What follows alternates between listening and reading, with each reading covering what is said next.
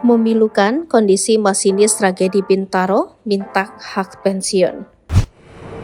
Kondisi masinis tragedi Bintaro baru-baru ini kembali menjadi sorotan. Hal itu imbas dari kecelakaan kereta api yang kembali terjadi baru-baru ini. Diketahui kecelakaan kereta api pada 1987 yang terjadi antara KA Rangkas dengan KA Merak di Bintaro menjadi tragedi yang terburuk. Saat mengalami kecelakaan di Bintaro, kereta sedang dikemudikan oleh masinis Slamet Soeradio. Dalam kecelakaan tersebut, Slamet Soeradio berhasil selamat. Namun, ia harus mendekam di penjara karena harus bertanggung jawab atas kecelakaan tersebut. Slamet harus menerima hukuman 5 tahun penjara. Seperti diketahui, Slamet Soeradio adalah masinis yang telah mengabdi selama 20 tahun. Namun karena tragedi Bintaro, ia harus mendekam di penjara selama 5 tahun. Slamet Soeradio harus kehilangan pekerjaannya, bahkan ia diketahui tidak menerima uang pensiunan atas tragedi itu. Kini Slamet Soeradio menetap di kampung halamannya yaitu di Purworejo, Jawa Tengah setelah bebas dari penjara. Slamet Soeradio diketahui bekerja sebagai penjual rokok. Saat masih mendekam di penjara, ia ditinggal oleh sang istri. Istrinya, Kasni, menikah lagi dengan masinis demi menghidupi anak-anaknya lantaran tak mendapatkan nafkah dari Slamet Soeradio. Saat ini Slamet Soeradio dikabarkan sudah dalam keadaan sakit dan harus dibantu saat berjalan.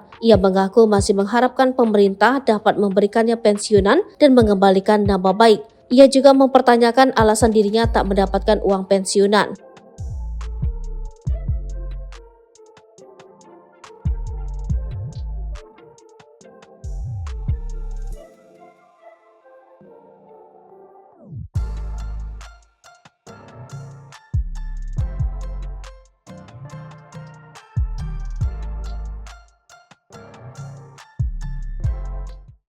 Download Tribun X sekarang, menghadirkan lokal menjadi Indonesia.